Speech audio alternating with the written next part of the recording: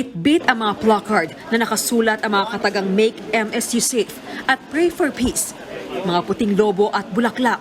Nagsagawa ng Solidarity Walk ang mga estudyante at alumni papunta sa gymnasium ng Mindanao State University. Nagtirik sila ng kandila para sa mga biktima ng pagsabog nitong linggo kung saan 4 ang nasawi. Paraan daw ito ng mga kabataan para humingi ng hustisya. Panawagan nila, huwag sanang idamay ng mga teroristang grupo ang eskwelahan na itinuturing nilang ligtas na lugar. Deserve po namin ang isang matiwasay na komunidad. Hindi po namin deserve yung ganito. Natatakot po kami ang nanlulumo.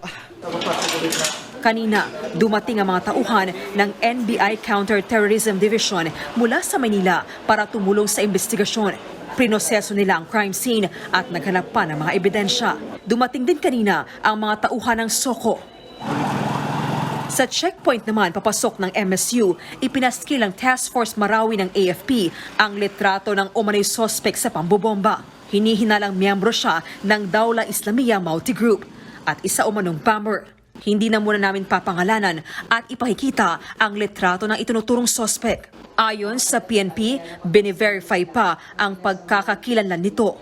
Ang sigurado sa ngayon, 2 ang persons of interest base sa testimonya ng ilang testigo. Bukod sa kanila, 2 kahina-hinalang lalaki raw ang nakita sa labas ng gymnasium na posibleng mga lookout. I hope you understand na hindi muna po natin po pwedeng i-reveal ito. But what we can share to you ay it appears na affiliated po ito sa isang local terrorist group operating in Mindanao, and they have previous criminal records. Kaya po nakakuha po tayo ng identification nila. Suspendido pa rin muna ang klase sa MSU. Sumasailalim din sa psychosocial intervention ang mga estudyante at guro. Una ng inako ng ISIS ang pambobomba. Pero para kay Lanao del Sur Congressman Adyong, hindi ito sapat na basihan para magdeklara ulit ng martial law sa Mindanao. Naniniwala rin siyang may pagkukulang ang security officials kaya nakalusot ang mga terorista. I think something is wrong with our intelligence gathering. So kaya nga by next committee, by next appropriations budget, gusto kong erase itong intelligence, yung fund, kung saan nagagamit.